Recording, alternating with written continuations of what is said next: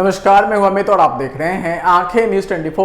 महागठबंधन से अलग होकर एनडीए में शामिल हुई हिंदुस्तानी अवाम मोर्चा का तेवर तल्ख होते जा रहा है। पार्टी को धारदार बनाने के लिए आज हम पार्टी के राष्ट्रीय अध्यक्ष संतोष सुमन के नेतृत्व में आज जिला अध्यक्ष एवं अन्य पदाधिकारियों के साथ बैठक की गई। वहीं आगे की रणनीतियों पर भी चर्चा की। संतोष सुमन ने कहा कि हर बूथ पर पार्टी के 5 सक्रिय कार्यकर्ता मौजूद रहेंगे। साथ ही नीतीश कुमार की नीतियों के खिलाफ 15 जुलाई से हम पार्टी कार्यकर्ता सड़क पर जन आंदोलन करेंगे। वहीं संतोष सुमन ने कहा कि जब महागठबंधन से हम अलग हुए तो मुख्यमंत्री नीतीश कुमार जदयू कोटे के एक विधायक को मंत्री का शपथ दिलवा दिए, लेकिन आज भी कांग्रेस कोटे के विधायकों को मंत्री नहीं बनाए।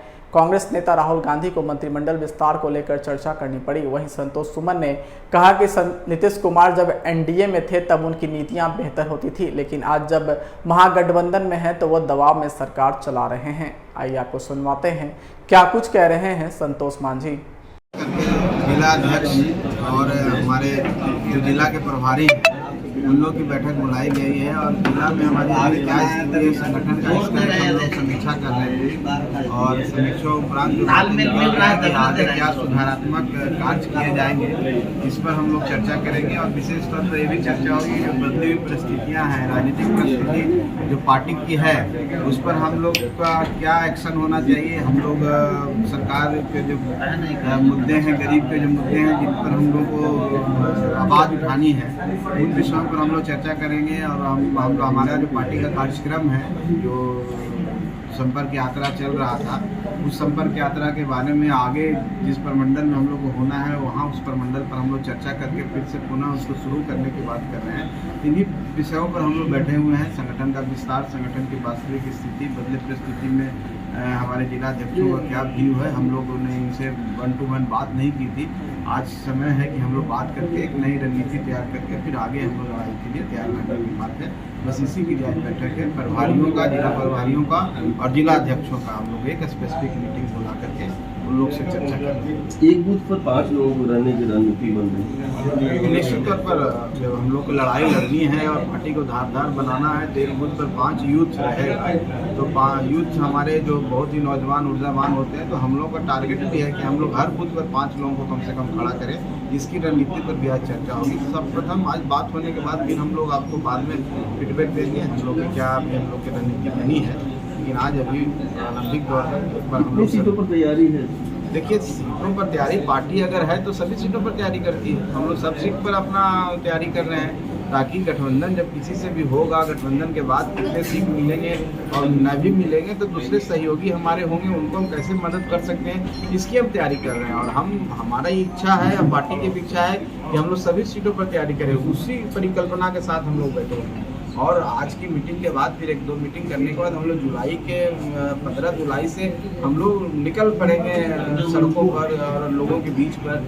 जितने हमारे गरीब कार्यकर्ता हैं उनके बीच में हम अपनी बातों को रखेंगे और संगठन को मजबूत करने की कोशिश करेंगे। लोकसभा आते आते हमारी तैयारी इतनी अच्छी हो जाए कि 40 सीटों पर अपनी लोगों को मजबूत कर सकें और अपने सहयोगियों को सपोर्ट कर सकें। और जिन मुद्दों के लिए हम अपनी पार्टी बनाए वो जन जन तक पहुँच सके, इसकी लड़ाई और इसकी रूपरेखा तैयार करने। अब तो एनडीए में है, असमंजस की बात नहीं है। असमंजस की बात हम कहाँ करें? हम कह रहे हैं कि हम जिनके साथ लड़ें, मान लिया एनडीए के साथ हम लड़े तो हम ये कहाँ करें कि नहीं लड़ेंगे, लेकिन हम जिनके साथ एक ऐसी बात बोले वो और भी सहयोगी दल हमारे साथ जुड़ेंगे। अभी हम नहीं जान रहे कौन कौन सहयोगी दल जुड़ेंगे, इसलिए हम ये सब का प्रयोग किए आपको। एक एनडीए का मतलब है कि भारतीय जनता पार्टी के साथ हमने अपना समर्थन दिया है, लेकिन और भी सहयोगी हमारे हमको नहीं जानकारी है। जो भी जुड़ेंगे और चुनाव लड़ेंगे, सीटों का जब बंटवारा होगा तो वहाँ पर हिंदुस्तानी अवाम मोर्चा सेक्युलर का भी अपना महत्व होना चाहिए, हमारे भी कार्यकर्ता होनी चाहिए। तो हम वो तैयारी के लिए कर रहे हैं कि हमारी क्या रणनीति होगी, हमारे लोकल मुद्दे क्या हैं। हमने जिला अध्यक्षों से भी बोला है कि जो आपके जिला स्पेसिफिक कुछ मुद्दा है उस पर भी हम लोग अब चर्चा कीजिए ताकि उस पर हम लोग एड्रेस कर सकें, वहाँ पर जाकर के उन मुद्दों पर चर्चा कर सकें। जहाँ कोई परेशानी है गरीबों की उनके लिए हम बात कर सकें। तो ये सारी कार्य योजना पर आज हम लोग तय करेंगे। दिन भर का मैराथन मीटिंग होगा, हो सकता है तो हम लोग कल भी इस मीटिंग को कर सकें। अगर आज पूरा नहीं होगा तो उसके बाद हम लोग आगे मतलब नीतीश कुमार को चौतरफा घेरेंगे आप लोग? निश्चित तौर पर नीतीश कुमार जी को ही घेरने की बात नहीं है, ये है कि हम अपनी योजनाओं पर कैसे अमल करें हम जिनके लिए काम करने का जो बीड़ा उठाया है, जो हमारी विचारधारा है, उसको कैसे करें। उसमें नीतीश कुमार जी भी आते हैं तो उनको भी घेरेंगे, जो भी आएंगे उनको भी घेरेंगे। हमको किसी एक व्यक्ति की बात नहीं है, हम अपनी बात कर रहे हैं, हम अपनी पार्टी की बात कर रहे हैं। पार्टी के जो असूल है, जिन विचारों पर पार्टी का गठन हुआ, उसकी रणनीति पर हम लोग काम कर रहे हैं। गरीब संपर्क यात्रा का अगला चरण। दूसरी तरफ जो है एनडीए कमजोर गठबंधन लेके जा रही है, कौन पार्टी और आ रहे हैं साथ में? चिराग वो मुकेश सहनी ये लोग भी आ रहे हैं क्या? देखिए, हमारी अगर हम एनडीए के साथ जुड़े हैं भारतीय जनता पार्टी के, हम तो चाहेंगे कि जितना मजबूत हो सके, लेकिन ये विषय हमारा नहीं है, ये विषय भारतीय जनता पार्टी का है। बेहतर होगा कि आप उनसे सवाल करें। हम आसान्वित हैं कि हम जितने लोग हम लोग साथ जुड़ेंगे उतना ही हम लोग मजबूत होंगे और उतना ही हम लोगों के बीच में जा करके जिन मुद्दों के लिए हम लड़ाई लड़ी मुद्दों के साथ करेंगे। लेकिन अभी बहुत ही प्रारंभिक तौर पर हम उस स्थिति में नहीं है कि हम कह सकते हैं मेरे साथ कोई लगे। हम अपनी बात से करने के लिए हम अपनी बात करते हैं कि हमने समर्थन दिया है एनडीए,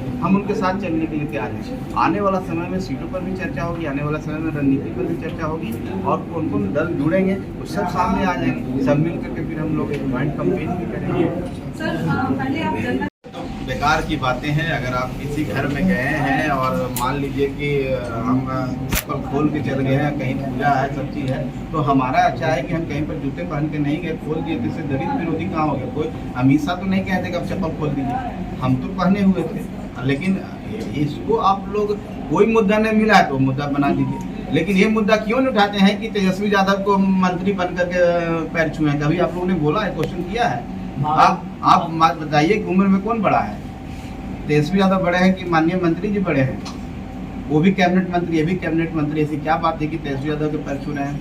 ये मनोदशा तो वहाँ पर है, उस पर कोई रिएक्ट नहीं किया। आप अगर कोई व्यक्ति किसी के साफ सुथरा घर में, आपके भी घर में साफ सुथरा रखते हैं, तो आप भी अपेक्षा करते हैं कि मेरे कहीं को आए तो जूता पहन के ना, चप्पल जूता खोल के मेरे घर में अंदर है। आप करते हैं कि नहीं? ये तो संस्कार है, ये तो स्वच्छता का परिचायक है और इसको आप उस लेवल में ले जाइएगा। ये तो देखिए कि जीताराम मांझी अमित शाह के बगल वाली चेयर में बैठे थे कि नहीं बैठे थे? अगर ऐसा होता था पैर के सामने बैठाए रहते। अगर आप लोग ऐसा लगता है कि फिजूल की बातें पर क्या जवाब हम दें, हमको समझ भी नहीं आता। इस मानसिकता, इस मनोदशा में लोग हैं तो दलितों के प्रति कितना सम्मान है हम समझ रहे हैं।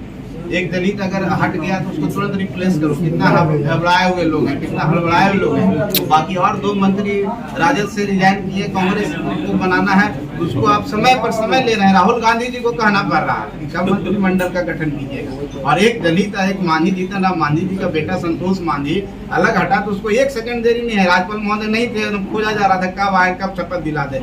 उसके बाद आप क्या समाज शो कर रहे हैं? जो हमारे धरोहर है समाज के, उनके बेटे को आप शामिल करा रहे हैं। वो पॉलिटिकल आदमी है क्या? धरोहर के बाल बच्चे को, अच्छी को, उसको राजनीति के रूप में पेश करना चाहिए। ये सब मनोदशा आप देख लीजिए किस तरह का मनोदशा है। डरे हुए लोग हैं, सहमे हुए लोग हैं। इस तरह से वो मीटिंग किए, फिर मीटिंग में कैसे कैसे बातें निकल के आई, ये सब कोई बात नहीं है। हम लोग नीतीश कुमार जी को कभी खराब नहीं बोले। हम तो आज भी कहते हैं कि नीतीश कुमार जी के प्रति मेरी सहानुभूति है, लेकिन नीतीश कुमार जी के इर्द गिर्द जो लोग घेर चुके हैं उनको चाहते ही नहीं कि वो बढ़ें, वो चाहते ही नहीं कि राज्य का विकास हो। और नीतीश कुमार जी को इस तरह से प्रेशर में डाले हुए हैं कि नीतीश कुमार जी का बॉडी लैंग्वेज हाव भाव चेंज हो गया।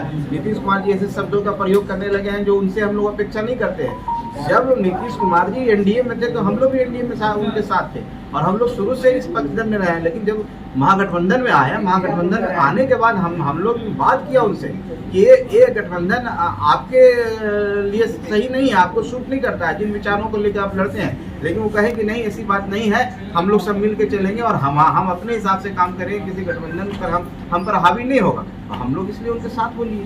लेकिन जब देख रहे हैं कि जो अत्याचार गरीबों पर होने लगा, जो जिस तरह से पुलिस का दमनकारी नीति हुआ, जिस तरह से ब्यूरोक्रेसी हावी हो गया, समय समय पर हम लोग जा करके मिल करके, हमारे जितने माननीय विधायक हैं सब लोग मिल करके उनको बताने लगे।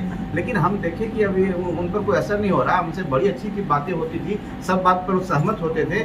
लेकिन यही बात जब हम लोग आगे निकल गए, यात्रा निकालने लगे, हमारी पार्टी का बढ़ने लगा, हमारे कार्यकर्ता बढ़ने लगे, गरीबों का सपोर्ट मिलने लगा, सड़कों पर सैकड़ों हजारों की संख्या में लोग आने लगे, तो उनके आसपास के लोगों को लगा कि पार्टी आगे बढ़ जाएगी। इसलिए नीतीश कुमार जी को इधर उधर बातें होने लगी, फिजूल की बातें, जो बातें का कोई तर्क नहीं है, तर्कहीन बातें कर करके हम लोग के पास एक जाल फेंका गया, महाजाल, हमारी पार्टी में मर्ज कर जाओ। मर्ज कर जाने के बाद हम लोग एक हो जाएंगे, हम गरीबों का कल्याण कर देंगे। हम कहेंगे हम अकेले रह के भी तो ही काम कर रहे हैं, हम आपके साथ अकेले रह करके ज़्यादा हम कारगर साबित होंगे। हम तो आपको मानते हैं, हम तो मानते हैं कि जंगल राज से आपने इस राज्य को बाहर निकाला है। हम उस नीतीश कुमार को जानते हैं, उस नीतीश कुमार जी को समर्थन किया, लेकिन पुनः जंगल राज के दावों के साथ मिल जाइएगा, उनके नेताओं के साथ मिल जाइएगा, उनके राज्य के साथ मिल जाइएगा, तो हम लोग तो हर स्तर पर उनको माना करने की कोशिश की है, लेकिन नहीं मानने पर और इस तरह से जो हम लोग को प्रस्ताव आया तो हम उससे अलग हो गए। और अलग होने के बाद हम जाके वार्ता हमारी हुई